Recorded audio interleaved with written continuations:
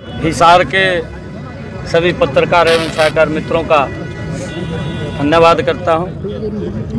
इतना संख्या में आज सब आज यहाँ पर पधारे हैं और जो ये पुल है ये हमारी सरकार की कटिबद्धता है विकास को गति से करना। आदरणीय नरेंद्र मोदी जी ने जो लगातार देश को पिछले 10 वर्षों में एक गति से आगे बढ़ाया है, दुनिया में मोदी जी ने भारत का नाम ऊंचा किया है। आज मुझे खुशी है कि जो ये पुल सेक्टर 1 और सेक्टर 4 को जोड़ेगा, यहाँ पर बड़ा जाम लगता था और ये ओवरब्रिज जो बना है इसके ऊपर लगभग ये सूर्या नगर से और सेक्टर 4 और सेक्टर 1 तक जोड़ने वाला, इसके ऊपर 68 करोड़ 68 लाख रुपए का खर्चे से ये पुल बना है। ये आज हिसार के लोगों को समर्पित किया गया है। मैं इसकी सभी को बहुत बहुत बधाई देता हूं। इससे लोगों को एक बहुत बड़ी राहत मिलेगी। उनका जो रास्ता है सुगम और सरल होगा, जाम से बचेंगे, समय बचेगा, पैसा भी बचेगा। और हमारी डबल इंजन की सरकार लगातार लोगों के जीवन को सरल सुगम करने के लिए तीव्र गति से काम कर रही है। तीसरी बार की ये सरकार और तीव्र गति से हरियाणा प्रदेश को एक समान रूप से विकास करते हुए आगे बढ़ाने का काम करेगी। क्योंकि कांग्रेस झूठ का सहारा लेकर के लोकसभा के चुनावों के अंदर उन्होंने कुछ थोड़ा इस विकास के ऊपर ब्रेक लगाने की कोशिश की है, क्योंकि कांग्रेस भ्रष्टाचार को जन्म देने वाली पार्टी है, भ्रष्टाचार को बढ़ाने वाली पार्टी है कांग्रेस पार्टी। और कांग्रेस पार्टी ने झूठ का सहारा लिया, उस पवित्र संविधान का अपमान करने का काम कांग्रेस के लोगों ने किया है। आदरणीय नरेंद्र मोदी जी इस देश को संविधान के अनुरूप चला रहे हैं, कांग्रेस उस संविधान का सम्मान नहीं कर रही है। अब देश के लोग कांग्रेस के उस झूठ को भी पहचान चुके हैं। अगर देखें हरियाणा के अंदर कांग्रेस का सुपड़ा साफ कर दिया और महाराष्ट्र के अंदर कांग्रेस का सुपड़ा साफ हो गया। लोग अब समझ चुके हैं कि इनके झूठ के अंदर नहीं आएंगे और कांग्रेस के नेता अब हताश हैं, हताश ये हैं, सदमे में हैं कि मोदी जी की जो नीति है उनको कैसे रोका जाए। अब ये और नई कोई तरकीब लेकर के आएंगे। परंतु मैं ये कहना चाहूँगा प्रदेश के लोगों से, देश के लोगों से, इनकी चाल को समझिए।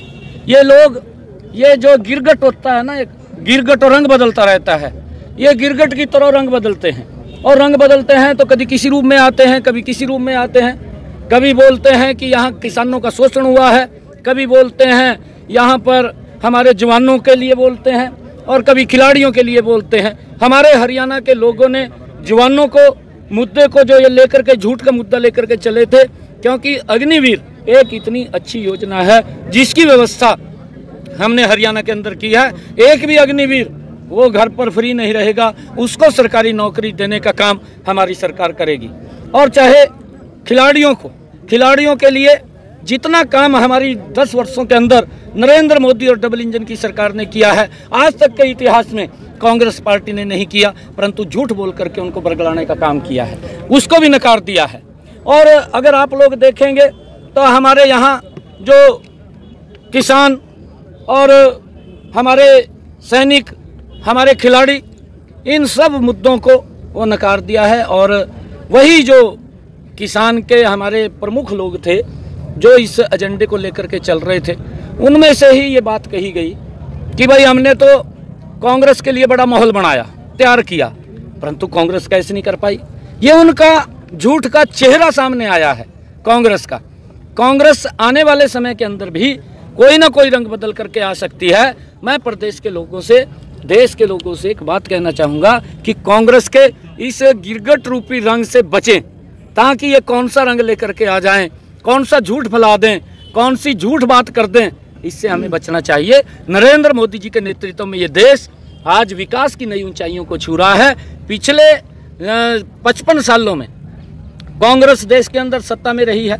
वो आंकलन करें कि 10 वर्षों में मोदी ने कितना काम किया, कांग्रेस ने कितना किया। उसका आंकलन अगर करेंगे तो नरेंद्र मोदी 10 वर्षों के शासन में कांग्रेस के 55 साल के शासन के ऊपर भारी पड़ेगा। इतना जबरदस्त काम नरेंद्र मोदी ने किया है, इस बात को देश भी स्वीकार कर। आपने अपने संबोधन में कहा जाट कॉलेज में कि 2 लाख नौकरियां देने का लक्ष्य रखा है। बिल्कुल हमने कहा है, पक्की नौकरियां बिल्कुल देंगे ना, बिल्कुल देंगे, हमने कहा है। सर हमने आने वाले 5 सालों के अंदर अपने संकल्प पत्र के अंदर हमने कहा है हम और नौकरियां भी देंगे, बिना पर्ची बिना खर्ची के देंगे। उद्घाटन होगा सर, एयरपोर्ट का भी मान के चले जल्दी जहाज उड़ना शुरू हो जाएगा। बिल्कुल, यहाँ से जहाज जल्दी उड़ने शुरू होंगे।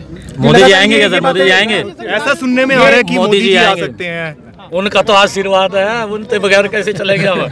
आप महेश जी क्या कह रहे हो? अरे एयरपोर्ट के उद्घाटन के लिए प्रधानमंत्री मोदी जी को लाने की जरूरत है। बिल्कुल लेंगे ना, मोदी जी को लेके आएंगे। अरे मोदी जी तो कमाल कर रखा मोदी ने।